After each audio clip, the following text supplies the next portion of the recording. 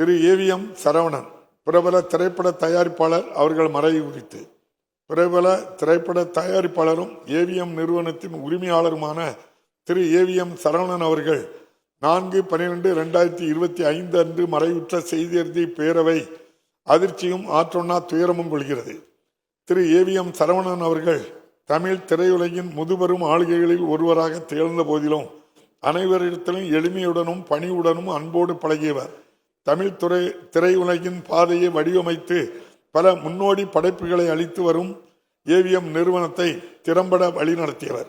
அன்னாரது மறைவால் அவரை இழந்து வாடும் அவரது குடும்பத்தினருக்கும் தமிழ் திரையுலகத்தினர் உள்ளிட்ட அனைவருக்கும் இப்பேரவை தனது ஆழ்ந்த இரங்கலையும் அனுதாபத்தையும் தெரிவித்துக் கொள்கிறது.